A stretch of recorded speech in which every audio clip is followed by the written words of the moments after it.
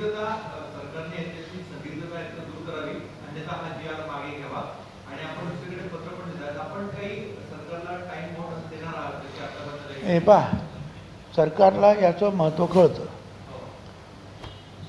राज्यामध्ये 3 ठिकठिकाणी जे आहेत मोर्चे निघत आहेत, तहसीलला कलेक्टरला ते देत आहेत, मीडियामध्ये येत आहे, गांभीर्याची त्यांना जाणीव आहे. पण त्यांनासुद्धा आता अभ्यास करायला लागेल ना की बाबा काय त्यांनी लिहिलं त्या समितीने. त्यावेळेला तो जो आहे दबाव घाई हा शब्द मी वापरला. काय जे काही तयार झालं हे काय केलं आणि आता याच्यातले हे जे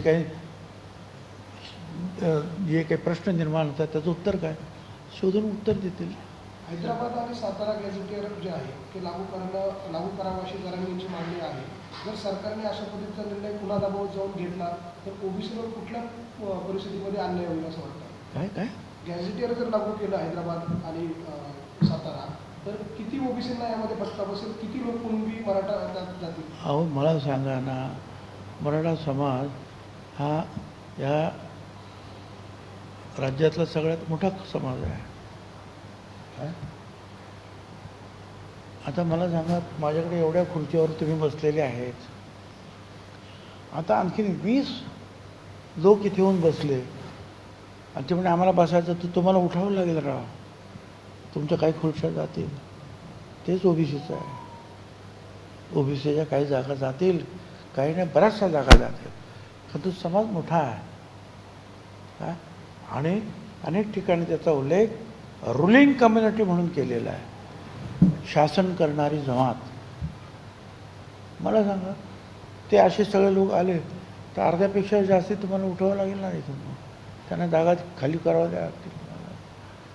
आमच्याकडे जागा अगोदर फुल आहेत, काही लोक उभे आहेत अजूनही, आणि त्याच्यामुळे तुम्ही इथे घुसणार पण 5-25 लोक. हाच विषय आहे.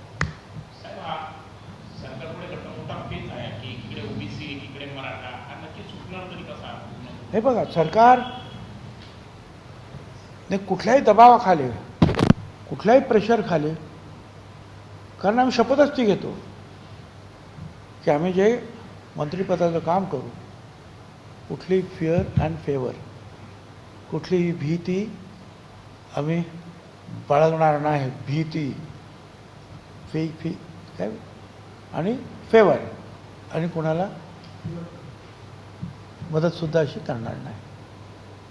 आता मग असे मोर्चे आले, त्यांना तुम्ही घाबरले आणि मग चुकीचे निर्णय घेतले तर मग याच्यावर हजारो केसेस झालेल्या आहेत हिंदुस्थानामध्ये, सुप्रीम कोर्टापर्यंत. हे सगळे तुम्ही बाजूला ठेवणार आहेत का, मोडून काढणार का? ते नाही मोडू काढू शकत. आता isakal.com आहे देशातील नंबर 1 ची मराठी न्यूज वेबसाईट. प्रत्येक अपडेटसाठी isakal.com ला नक्की भेट द्या.